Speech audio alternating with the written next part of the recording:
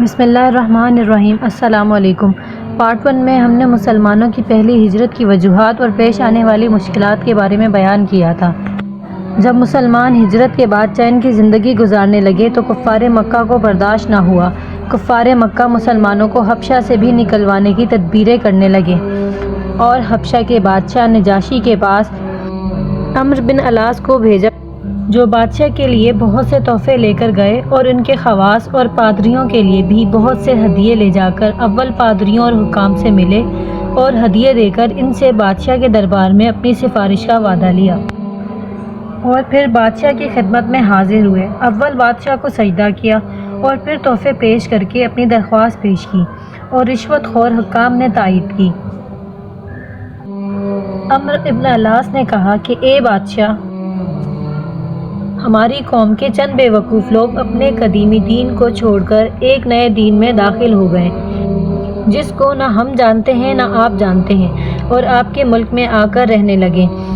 ہم کو شرفائے مکہ نے اور ان کے باپ، چچا اور رشتہ داروں نے بھیجا ہے کہ ان کو واپس لائیں، آپ ان کو ہمارے سپرد کر دیں۔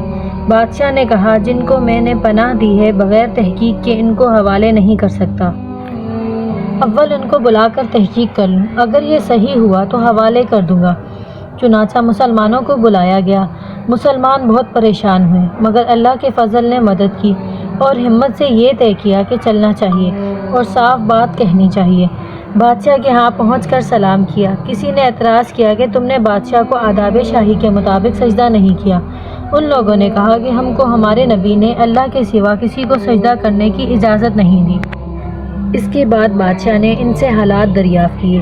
حضرت جعفر رضی اللہ تعالیٰ عنہ آگے بڑھے اور فرمایا کہ ہم لوگ جہالت میں پڑے ہوئے تھے، نہ اللہ کو جانتے تھے نہ اس کے رسول سے واقف تھے، پتھروں کو پوجتے تھے، مردار کھاتے تھے، رشتے ناتوں کو توڑتے تھے، برے کام کرتے تھے۔ ہم اسی حال میں تھے کہ اللہ نے اپنا ایک رسول بھیجا جس کے نسب کو، اس کی سچائی اور امانت داری کو اور پرہیزگاری کو ہم خوب جانتے ہیں۔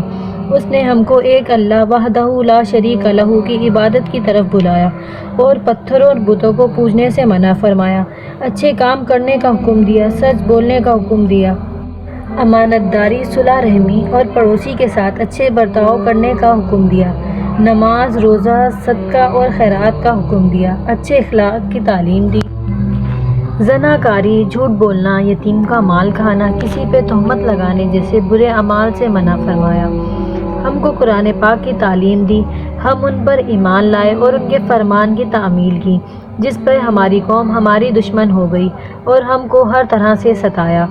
ہم لوگ مجبور ہو کر تمہاری پناہ میں اپنے نبی کریم صلی اللہ علیہ وآلہ وسلم کے ارشاد سے آئے ہیں۔ بادشاہ نے کہا، اچھا، جو قرآن تمہارے نبی لے کر آئے ہیں وہ کچھ مجھے سناؤ۔ حضرت جعفر رضی اللہ تعالیٰ عنہ نے سورہ مریم کی اول کی آیات پڑھیں، جس کو سن کر بادشاہ اور اس کے پادری جو کثرت سے وہاں موجود تھے اس قدر روئے کہ ان کی داڑھیاں تر ہو گئیں۔ کلام پاک سننے کے بعد نجاشی کا رد عمل اور آگے کے حالات انشاءاللہ پارٹ 3 میں شیئر کریں گے۔ ویڈیو اچھی لگی ہو تو لائک اور سبسکرائب کریں۔